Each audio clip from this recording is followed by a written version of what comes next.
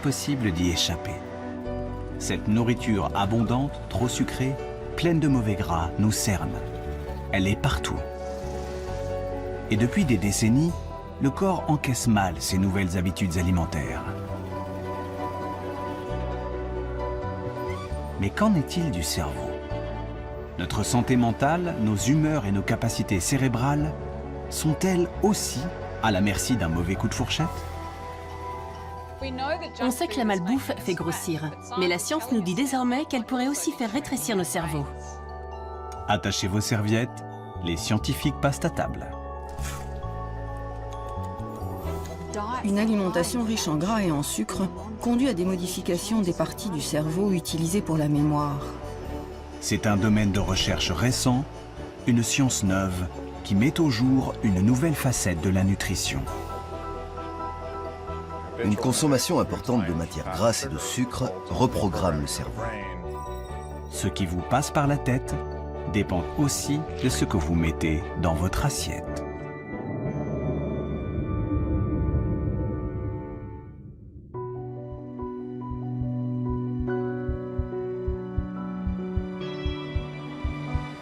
Tout commence dès les premiers repas, avant même la naissance.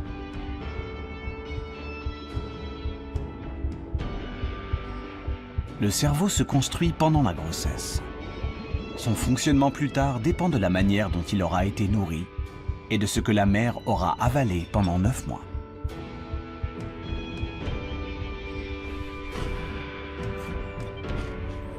Les conséquences d'une mauvaise alimentation sur la santé de l'enfant pendant la gestation sont connues depuis longtemps.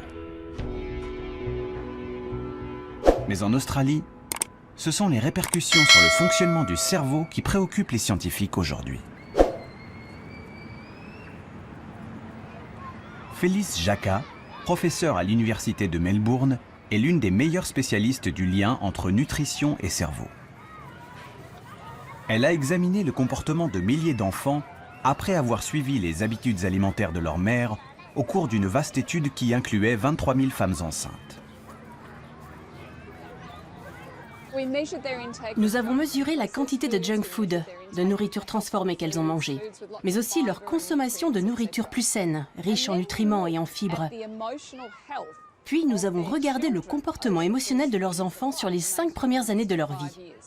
Évidemment, nous avons pris en compte les biais liés à l'éducation, les revenus et la santé mentale des parents.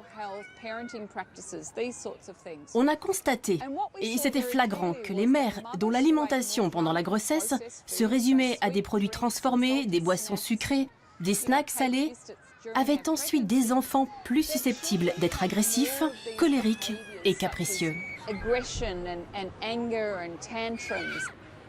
Cette corrélation inquiétante suggère que l'alimentation de la mère impacte la santé psychique de l'enfant. Cela reste à démontrer sur le plan biologique. En tout cas, Phyllis Jacka, elle, en est convaincue.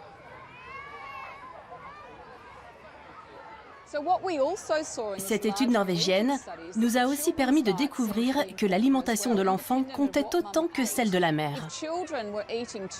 Trop de malbouffe et trop peu d'aliments sains génèrent plus de comportements colériques et agressifs, mais aussi plus de tristesse, d'anxiété, d'inquiétude et de cauchemars.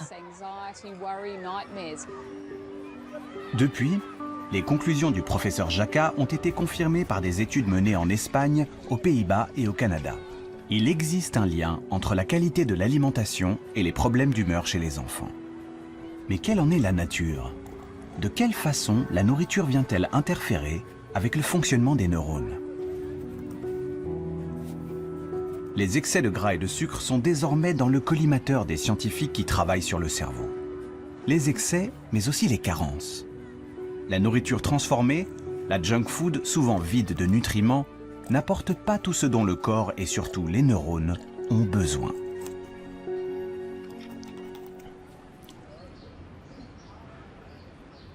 Dans ce laboratoire de l'Université de Bordeaux, les scientifiques étudient les conséquences des carences alimentaires sur le cerveau des souris.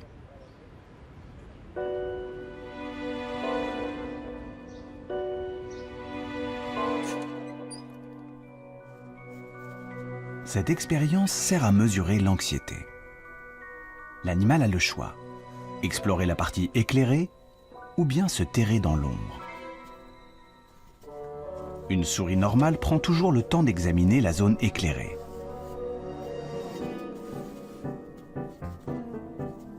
Mais celle-ci a été privée d'oméga 3 pendant sa croissance.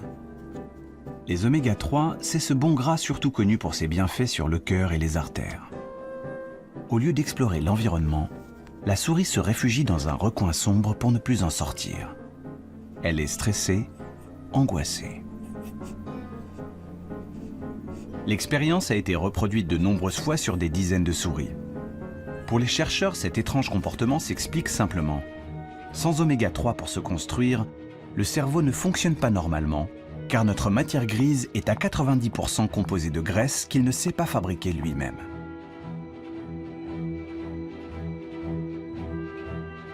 Le cerveau, c'est l'organe après le tissu adipeux le plus riche en acides gras polyinsaturés, qu'on appelle aussi oméga 3. Donc ces oméga 3, ils sont indispensables, c'est-à-dire que comme l'organisme ne peut pas les fabriquer, il faut qu'on les mange, donc on va les trouver dans l'alimentation.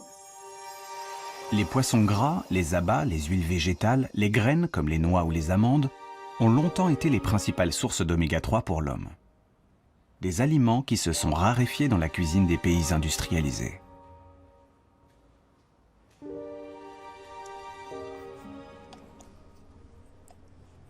Alors, Sophie Layet a voulu aller plus loin et comprendre ce qui cloche dans le cerveau de ces souris anxieuses qu'on a privées d'oméga 3. Elle a examiné leurs neurones de très près. Et sous le microscope, des anomalies apparaissent clairement. Ici, les neurones ont une arborisation, c'est-à-dire tous ces prolongements qui est réduite en situation de carence alimentaire en oméga 3. À un niveau plus précis, on voit que la connexion entre les neurones qui est représentée par ces petites protubérances, ces synapses, sont également diminuées et ceci traduit qu'il y a un impact sur la connectivité entre les neurones dans le cerveau de ces souris carencées en oméga 3. Sans oméga 3 pour se développer, les neurones auraient donc du mal à communiquer entre eux car la structure même des cellules est modifiée.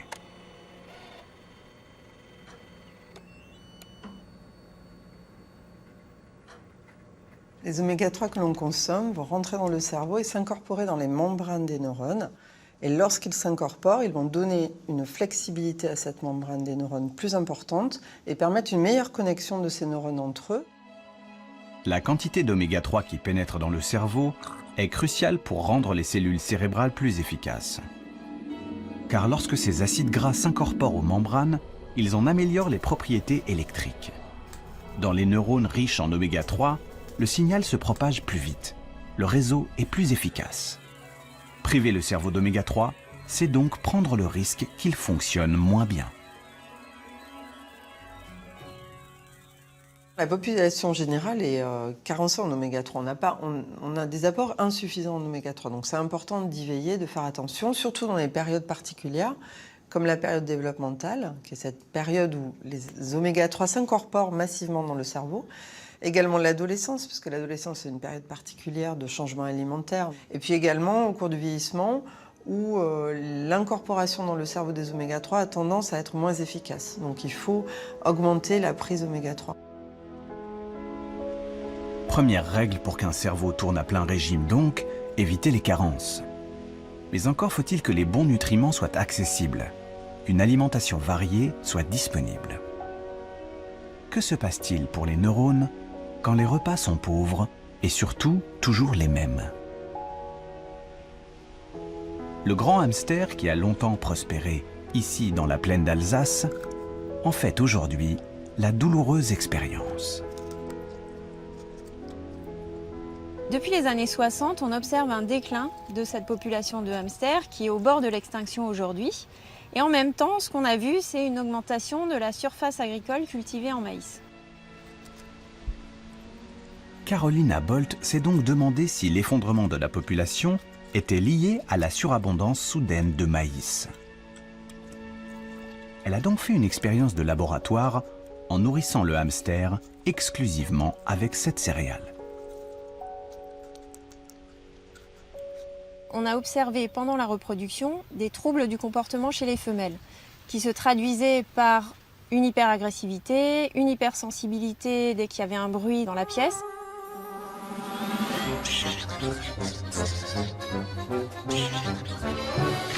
Et surtout, ce à quoi on ne s'attendait pas, c'est que ces femelles ont dévoré leurs petits dès le premier jour après leur naissance. Et ce comportement a été observé chez plus de 80% des femelles. Un piètre régime alimentaire suffit donc à faire glisser le hamster dans une folie meurtrière. En cause, une simple vitamine.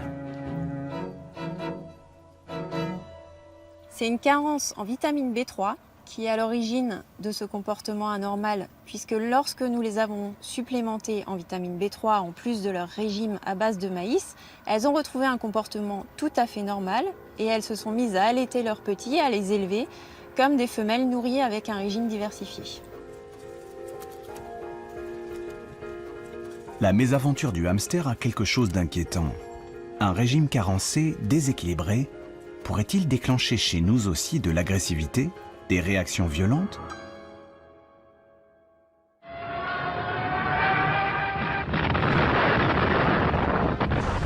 Les archives de la dernière guerre en Hollande ont fourni aux scientifiques l'occasion d'étudier cette question. À l'époque, les privations alimentaires ont eu de lourdes conséquences sur les comportements de toute une génération. Pendant la Deuxième Guerre mondiale, il y a eu une famine aux Pays-Bas. Et pendant cette période, des femmes enceintes ayant souffert de la faim ont donné naissance à des enfants qui, plus tard, vers 18-19 ans, ont montré des troubles de sociabilité plus importants que les gens du même âge, nés à une autre époque. Impulsivité, agressivité et violation récurrente de la loi. Cette génération a été particulièrement marquée. Depuis, de nombreux travaux établissent un lien entre violence et qualité de l'alimentation au quotidien.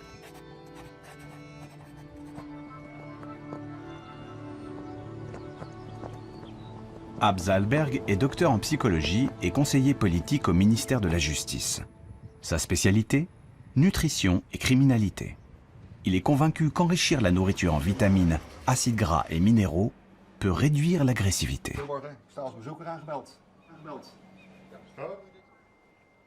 Difficile de tester cette hypothèse dans la vraie vie, car beaucoup de facteurs et de circonstances peuvent influencer nos comportements, nos pulsions. Afin d'étudier l'alimentation dans un contexte quasi idéal, sans l'influence de nombreux paramètres, il a choisi la prison.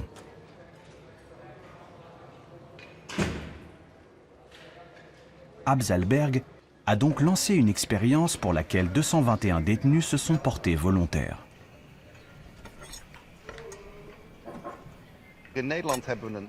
Ici, aux Pays-Bas, nous avons mené une étude sur de jeunes détenus dans 8 prisons différentes. Pendant 3 mois, nous leur avons donné des suppléments de vitamines, minéraux et acides gras. Puis nous avons regardé l'effet sur leur comportement. Nous l'avons mesuré de 2 manières différentes. D'abord, nous avons demandé directement aux détenus à quel point ils se sentaient agressifs.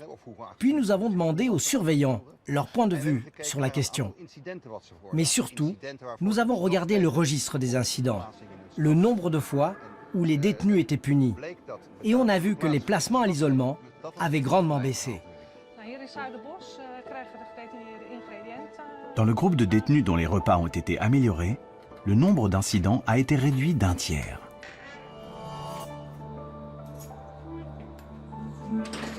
Des études équivalentes menées dans les prisons britanniques et australiennes arrivent à la même conclusion. Minéraux, oméga 3 et vitamines ajoutées comme compléments alimentaires réduisent les comportements violents.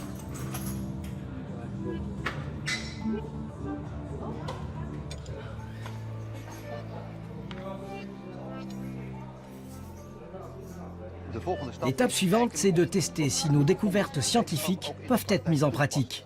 Nous avons plusieurs projets avec l'administration pénitentiaire. Nous verrons si une modification de l'alimentation peut être envisagée comme un moyen de réguler l'agressivité. Ce que nous ingérons a donc le pouvoir de changer nos humeurs, de stimuler certaines pulsions. Mais le contenu de l'assiette pourrait-il aussi influencer nos décisions, celles que nous croyons prendre le plus librement du monde ?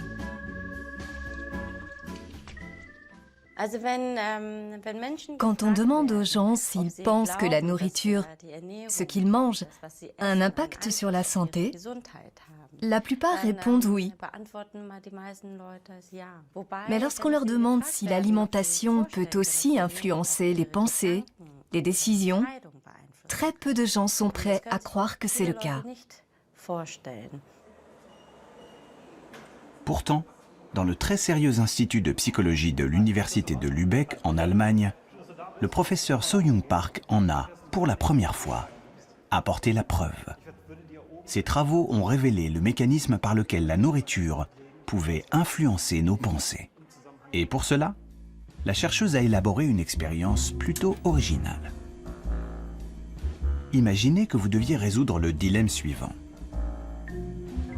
L'argent posé sur la table est à partager en 2 sommes. Mais c'est votre partenaire de jeu, un inconnu, qui décide de la répartition.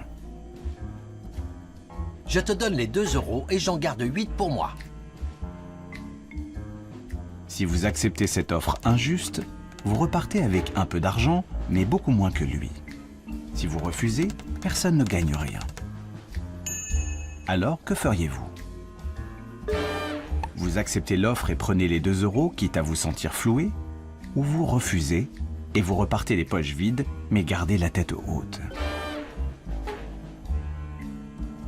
Eh bien, il s'avère que prendre ou ne pas prendre l'argent dépend d'une condition surprenante, ce que vous venez d'avaler.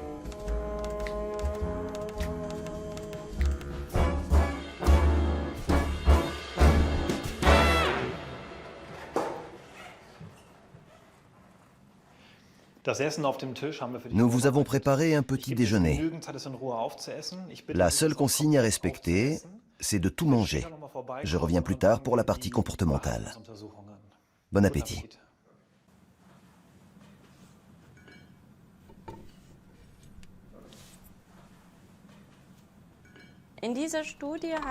Dans le cadre de cette étude, nous avons suivi 24 personnes qui sont venues 2 fois au laboratoire pour prendre 2 petits déjeuners différents. Nous avons constaté qu'une même personne prenait des décisions complètement différentes en fonction de ce qu'elle avait mangé le matin. Pour le cobaye, les 2 petits déjeuners ont l'air identiques. En réalité, l'un est beaucoup plus protéiné que l'autre. La proportion de protéines par rapport au sucre est le seul paramètre qui change. Quelques heures après le repas, le cobaye passe alors plusieurs tests sur un ordinateur. Aujourd'hui, il a tendance à accepter l'offre. Son intérêt l'emporte sur son agacement. Il partira avec un peu d'argent en poche. La semaine passée, il avait surtout refusé et n'avait presque rien gagné. Le sujet ayant consommé un petit déjeuner plus riche en protéines le matin s'est montré tolérant aux offres injustes. À l'inverse, le sujet ayant consommé un petit déjeuner riche en glucides s'est montré plus intransigeant devant les offres injustes. En moyenne, le sujet, quand il a eu peu de protéines, rejette les offres injustes 2 fois plus souvent. Mais comment expliquer un résultat aussi surprenant ? Pour comprendre et apporter une preuve biologique à cette observation, les scientifiques ont procédé à des analyses sanguines. Nous enverrons le sang au laboratoire pour analyse. On va mesurer le taux d'hormones et d'acides aminés. Pour les hormones, on s'intéresse à l'insuline, au cortisol, l'adrénaline et l'ACTH. Et pour les acides aminés, au tryptophane et à la tyrosine.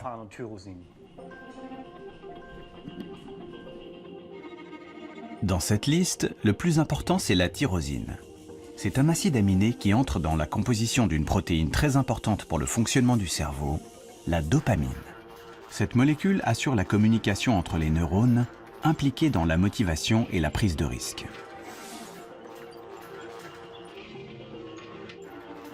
Les résultats des analyses montrent que les sujets qui présentent un taux plus élevé de tyrosine dans le sang sont ceux qui acceptent plus facilement l'offre inéquitable.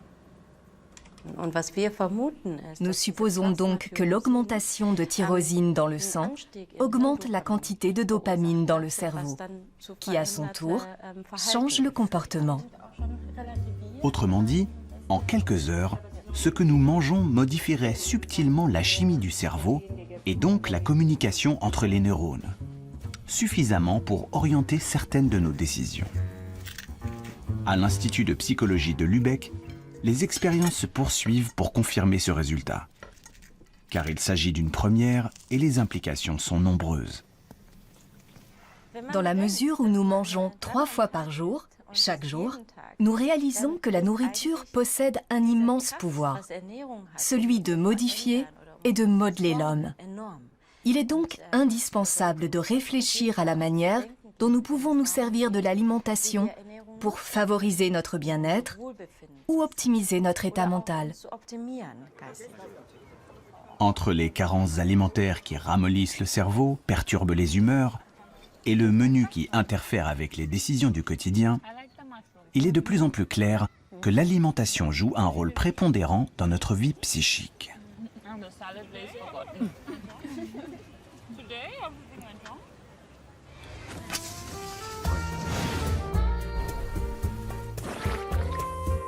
Mais qu'en est-il alors de la malbouffe, dégoulinante de sucre et de mauvaise graisse? Qu'arriverait-il si nous ne mangions plus que cela?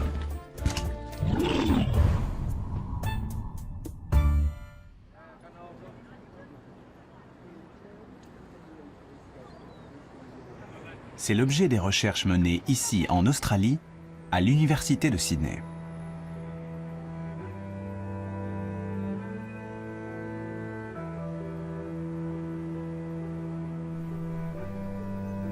Margaret Morris dirige le seul laboratoire au monde où les rats sont nourris à la malbouffe. Celle que vous trouvez dans les supermarchés et qu'on vous sert dans les fast-foods bon marché.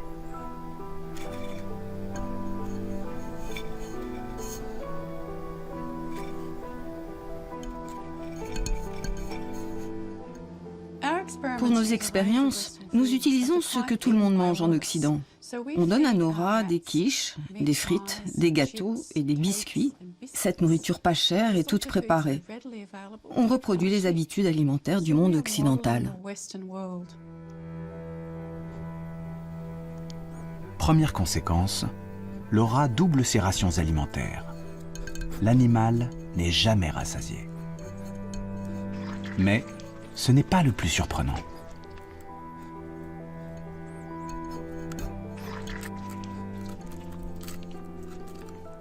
Notre sujet de recherche principal concerne l'impact de cette alimentation sur la mémoire. Nous pouvons le mesurer facilement grâce au test de la reconnaissance de position des objets. Pour ce test, la chercheuse place des objets dans l'environnement d'un rat. Celui-ci vient immédiatement les examiner, car les rongeurs sont très curieux par nature. Une fois que l'animal a terminé son exploration et mémorisé son environnement, il est momentanément mis à l'écart.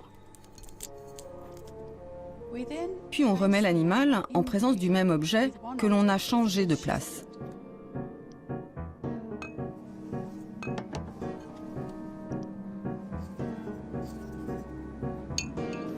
À son retour, le rat passe plus de temps à examiner l'objet qui a changé de place, car l'autre, il le connaît déjà. Il est gravé dans sa mémoire.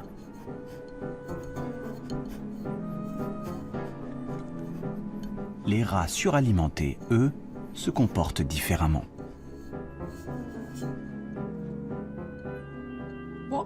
On a observé que les animaux qui mangent très gras, très sucré, ont du mal à se rendre compte, à se rappeler que l'objet a été déplacé. Contrairement aux rats qui ont mangé sainement, ceux qui mangent gras ou sucré passent autant de temps à explorer les deux objets, ce qui trahit une altération de la mémoire spatiale.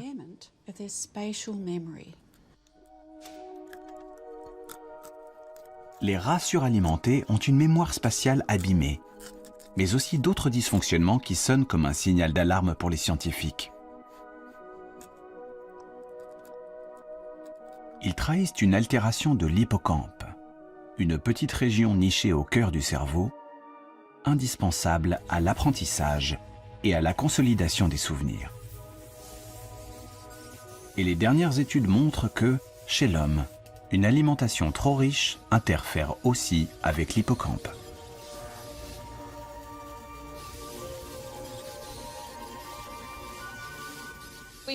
On a par exemple mis en évidence qu'il existait un lien entre l'alimentation et la taille de l'hippocampe, mais aussi avec celle de la matière grise ou de la matière blanche. Des études d'intervention commencent aussi à sortir. Elles montrent que 4 jours d'un régime à base de malbouffe suffisent à altérer les fonctions cognitives qui dépendent de l'hippocampe. You order a Coke? It tastes good. I didn't care if it was a Coke. You just wanted I wanted a Coke. I like the taste. Oh! Can I get some fries with that? Notre mémoire, nos capacités intellectuelles, sont-elles vraiment menacées par nos nouvelles habitudes alimentaires? Il est encore trop tôt pour être catégorique. Mais les indices s'accumulent et inquiètent les scientifiques. Margaret Morris cherche désormais à comprendre comment une nourriture trop riche perturbe le cerveau de ces rats au point d'en affecter l'efficacité. Une hypothèse est en train de s'imposer.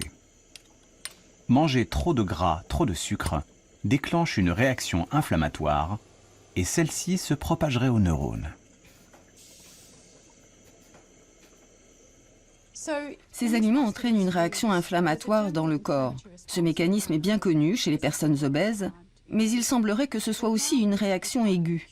On a constaté que les niveaux de molécules inflammatoires augmentent en fonction de l'alimentation.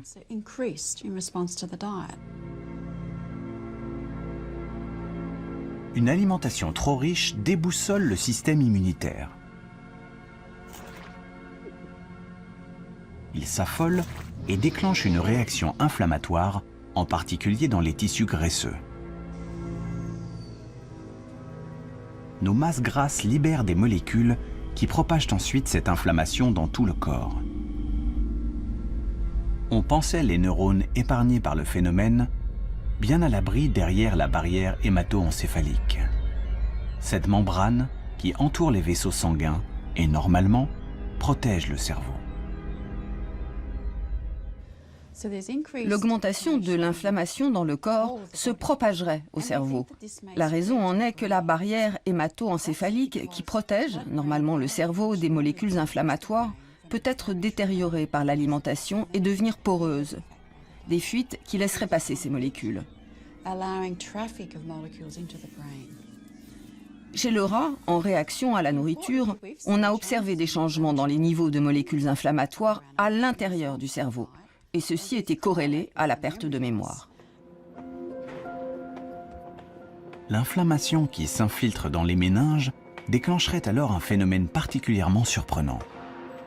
Dans son laboratoire, Sophie Layet vient de montrer chez des souris suralimentées que certaines cellules immunitaires du cerveau, les cellules microgliales, se mettent à dévorer les neurones. Ces cellules microgliales au sein du cerveau sont importantes parce qu'elles peuvent manger, grignoter les neurones qui sont morts. Or, lorsqu'elles sont dérégulées, et en particulier en situation de nutrition déséquilibrée, elles se mettent à manger des neurones qui sont vivants.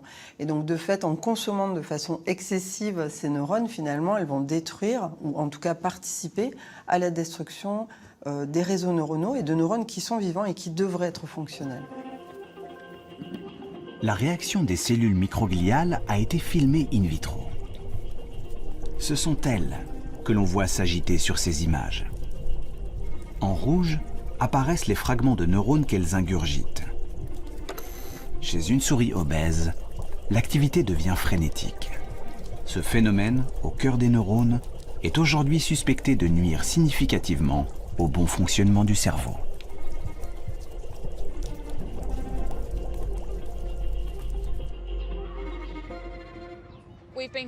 Cela fait 30 ans qu'on dit aux gens « Ne mangez pas ça, vous allez faire une crise cardiaque, vous allez avoir un cancer ou devenir diabétique ». Et ça n'a rien changé aux comportements alimentaires. On espère que si les consommateurs comprennent que ce qu'ils avalent est vraiment important pour la santé de leur cerveau et celui de leurs enfants, cela aura un impact plus profond sur leurs choix alimentaires.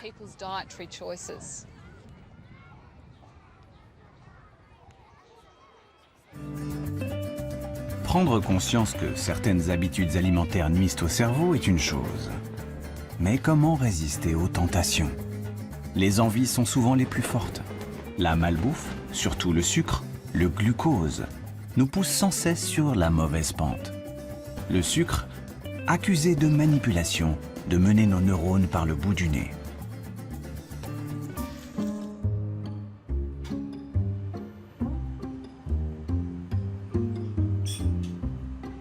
Microscope, mini-manipulateur et enregistreur ultrasensible.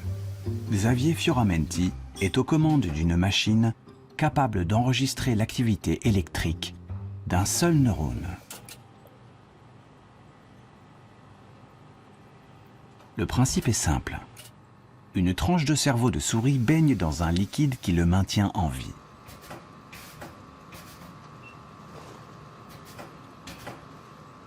Et méticuleusement, le chercheur approche une électrode. L'opération est particulièrement délicate. Ici, je descends la pipette dans la tranche de cerveau.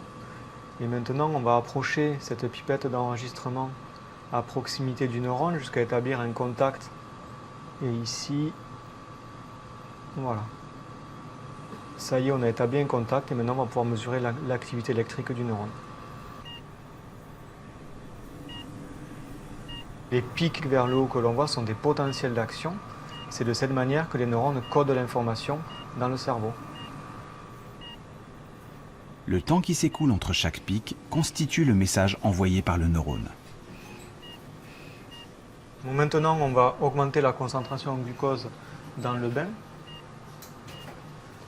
Et on va voir si cette cellule elle répond à cette augmentation de la concentration en glucose.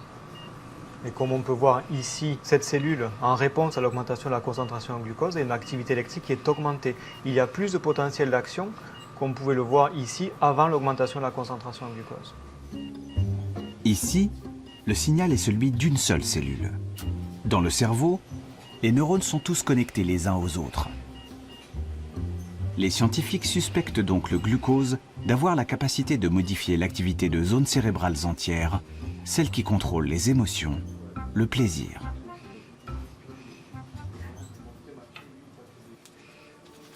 Est-ce ainsi que le sucre assure son emprise sur notre volonté? Ce n'est pour l'instant qu'une hypothèse. Mais l'addiction, la dépendance au sucre, fait aujourd'hui l'objet d'une recherche intense dans les laboratoires. Et ce qui apparaît de plus en plus évident, c'est que le pouvoir du sucre s'apparente à celui d'une drogue.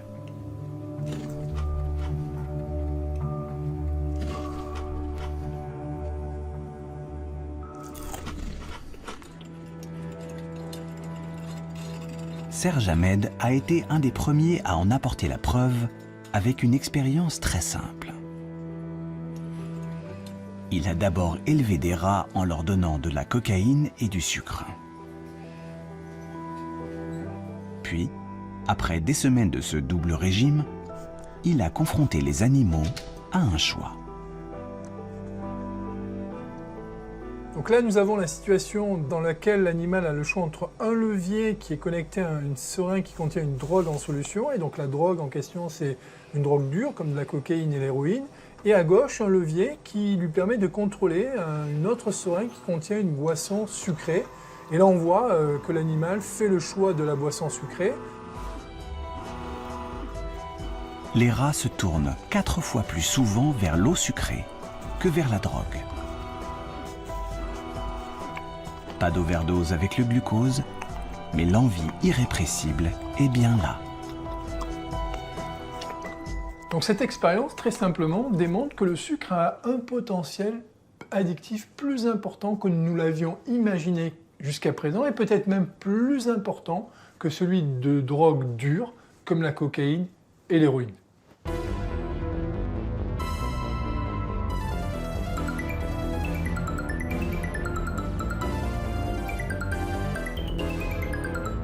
Aujourd'hui, on vit dans un environnement alimentaire qui est un peu devenu fou, dans lequel on va retrouver du sucre dans tout un tas d'aliments. Donc bien sûr dans des aliments dans lesquels on s'y attend, comme par exemple les boissons sucrées, mais on va retrouver également du sucre dans des aliments qui n'ont pas vocation à être sucrés, comme par exemple le jambon ou la soupe, et on pourrait citer d'autres exemples. Et rajouter du sucre dans ces aliments-là va justement contribuer au fait qu'on va rendre des gens accros à leur insu.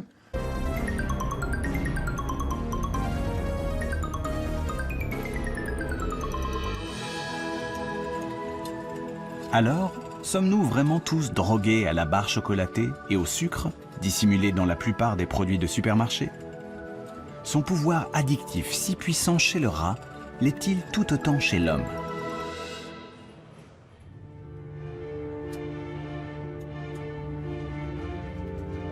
L'influence de la nourriture sucrée sur le cerveau humain est justement à l'étude ici, à l'Institut de recherche de l'Oregon.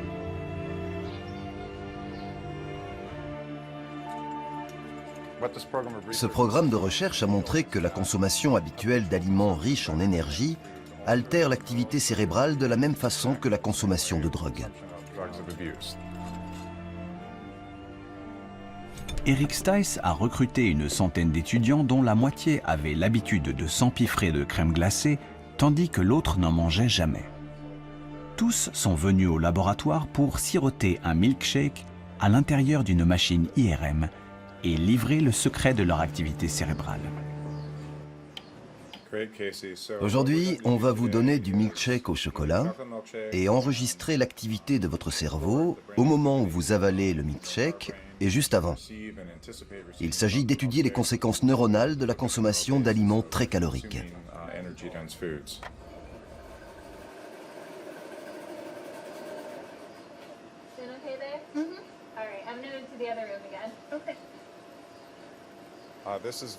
C'est très simple.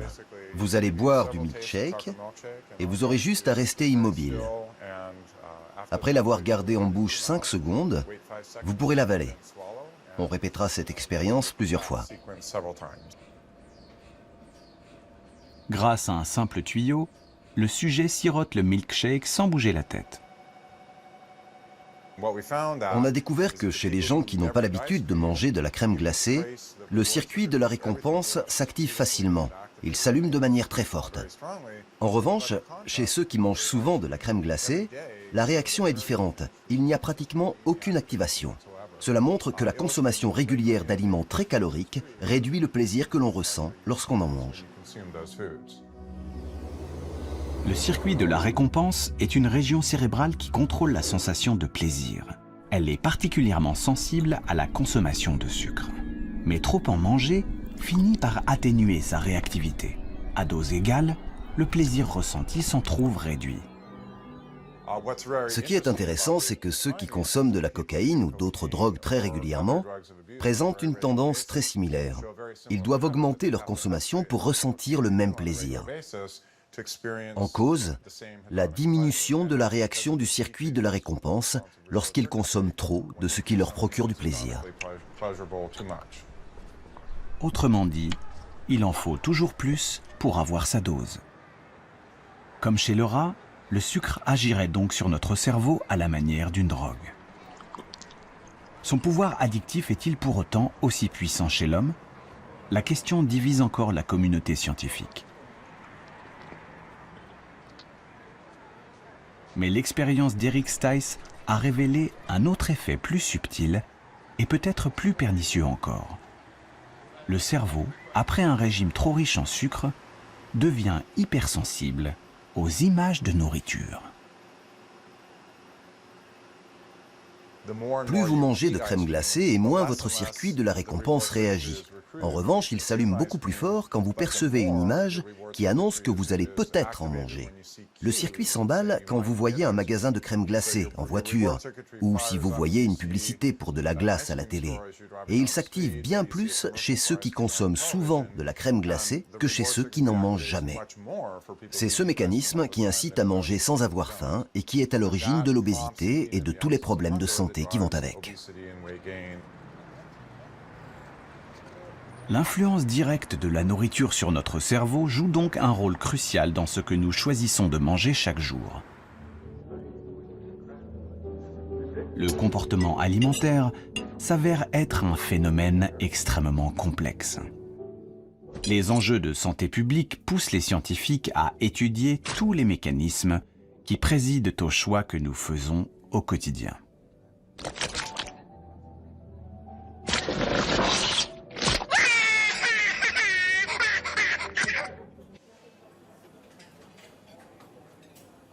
Que se passe-t-il vraiment dans le cerveau au moment de prendre un dessert plutôt qu'une entrée, un poisson plutôt qu'une viande?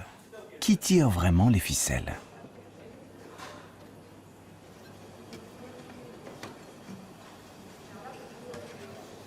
Le laboratoire de Carlos Ribeiro est à la pointe de la recherche sur les choix alimentaires. Ce que nous voulons découvrir, ce sont tous les composants, les gènes, les molécules, les neurones, qui gouvernent aux choix alimentaires. Et pour cela, nous avons besoin de faire des études très fines.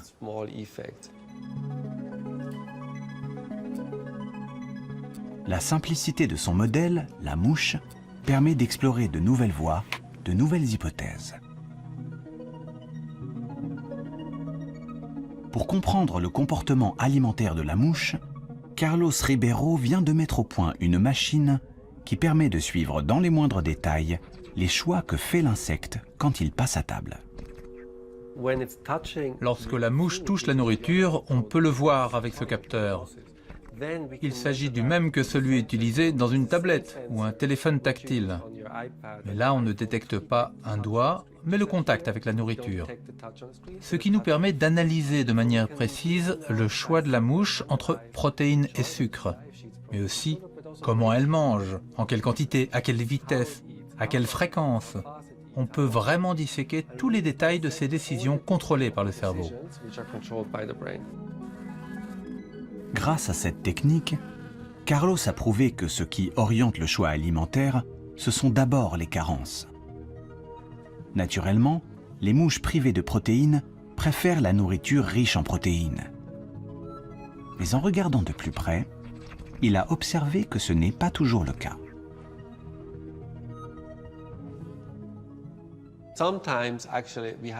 On s'est rendu compte que certaines mouches n'avaient jamais d'attirance pour les protéines. On a donc cherché à comprendre pourquoi. Et on a découvert que l'intestin des mouches qui ne s'intéressaient pas aux protéines était colonisé par des bactéries. Après avoir réalisé de nombreuses expériences, on a montré qu'il existait 2 bactéries spécifiques qui inhibent l'appétit pour les protéines. Ces 2 bactéries ont donc un impact très important sur l'envie de protéines chez les mouches. Les mouches, au moment de choisir leur alimentation, sont donc influencées par les bactéries présentes dans leur intestin. Cette découverte inattendue soulève évidemment une question importante. Les bactéries de notre propre flore intestinale, ce que les scientifiques appellent le microbiote, sont elles aussi à la manœuvre dans notre cerveau? Jouent-elles un rôle dans nos préférences alimentaires?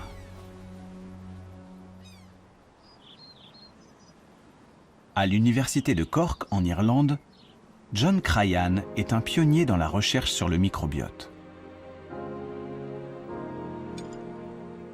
Il a réussi à prouver que chez les mammifères aussi, les bactéries de l'intestin interviennent dans certains comportements.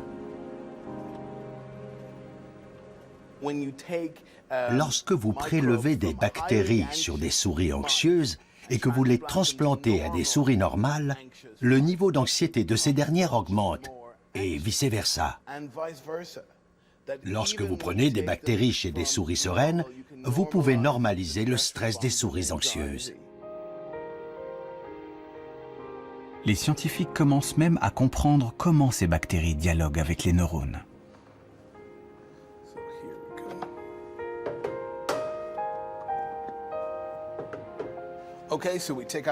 On retire les organes et on découvre le nerf vague, ici en jaune.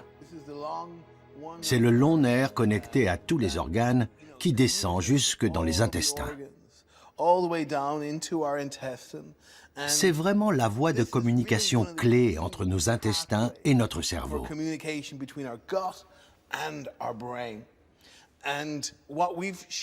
Avec des collègues canadiens, il y a quelques années, nous avons montré sur la souris que si l'on coupe le nerf vague, tous les effets liés à certaines bactéries disparaissent. Ceci montre bien que le nerf vague est une voie de communication clé entre les intestins et le cerveau.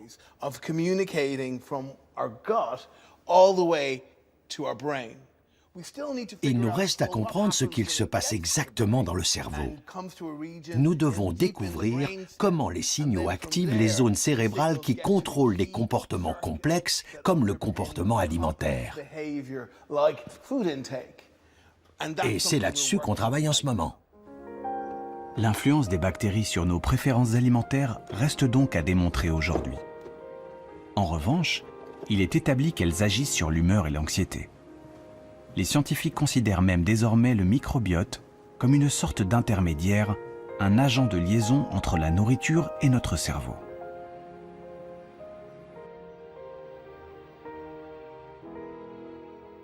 Le principal facteur qui influence la flore intestinale, c'est la nourriture que nous consommons. La diversité de l'alimentation est essentielle. De notre naissance à notre mort, elle détermine la composition du microbiote. On commence tout juste à se rendre compte de l'influence de ce que nous mangeons sur la composition de nos bactéries, et donc de l'importance de notre alimentation dans ce qui se passe dans notre cerveau. Notre bien-être dépend donc, entre autres, de celui de notre microbiote. Un bon régime pour notre humeur est un régime qui convient d'abord aux bactéries de nos intestins. Ce constat a fait naître l'idée de se servir de l'alimentation pour cajoler son cerveau et ménager sa santé mentale. Et là, c'est le fameux régime méditerranéen qui a séduit les scientifiques. Le régime méditerranéen est très riche en végétaux. Beaucoup de verdure, beaucoup de légumes, mais aussi des fruits. Un autre élément important, les légumineuses, comme les haricots, les lentilles et les pois chiches. Également les noix et les graines, le poisson et bien sûr l'huile d'olive. L'huile d'olive est une composante très importante du régime méditerranéen. On pense que cette variété alimentaire permet une plus grande diversité du microbiote qui vit dans nos intestins. Le lien entre cette diversité au sein des intestins et une bonne santé a été mis en évidence.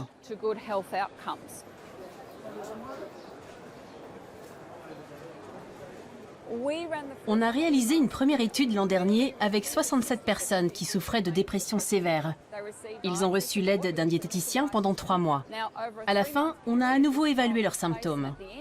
On a constaté que l'amélioration de la dépression était corrélée au changement de l'alimentation. Ceux qui ont adopté au mieux le régime méditerranéen sont ceux dont les symptômes ont le plus reculé.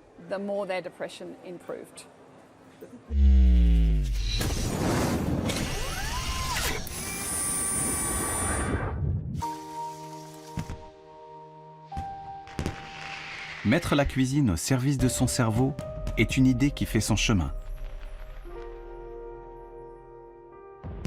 Les scientifiques explorent désormais toutes les pistes.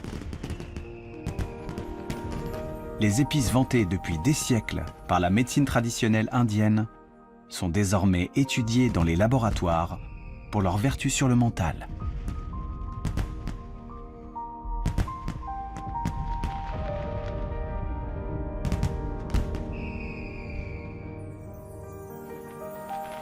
Les fruits rouges nourrissent aussi de grandes attentes. Les polyphénols qu'ils contiennent ont la capacité de revigorer les neurones sur le déclin. Ces polyphénols, en particulier ceux des fruits rouges, il se trouve que lorsqu'on les donne à des souris âgées, on a pu observer que leur déclin cognitif est amélioré. C'est-à-dire que ces animaux sont protégés vis-à-vis des troubles de la mémoire qu'ils peuvent avoir.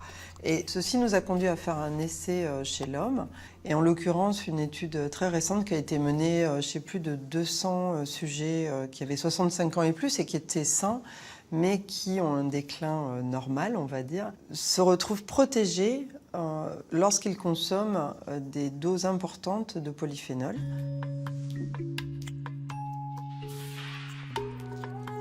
Les fruits rouges et les épices sont-ils les ingrédients miracles pour des neurones éternellement jeunes? Il est encore prématuré de le dire. La science commence à peine à découvrir les secrets de cette relation inattendue entre l'alimentation et le cerveau. Le menu idéal pour nos méninges reste largement un mystère aujourd'hui. Mais un régime diversifié, équilibré, qui boude la nourriture transformée, le sucre, et qui favorise les fruits et les légumes, semble à ce jour la meilleure recette pour préserver au mieux ses facultés mentales. Ma grand-mère disait « Tu es ce que tu manges, alors mange bien ». Et la science est en train de montrer à quel point elle avait raison. Dans les années à venir, il est fort probable que l'on commence à penser nutrition et médecine personnalisée et à comprendre très clairement comment les aliments interagissent avec le cerveau. Si on limitait les carences, est-ce que cela ferait baisser la criminalité? Trop tôt pour le dire. Ce qu'on sait, c'est que quand on fait le pari d'une alimentation saine, cela a des effets sur le comportement. Plus on mange de barres chocolatées, plus on est sensible aux sollicitations. Et plus on mange de barres chocolatées. C'est monstrueux. La meilleure chose à faire si vous avez des enfants, c'est de leur donner une alimentation saine et pas ce genre de merde. J'ai dit merde, désolé.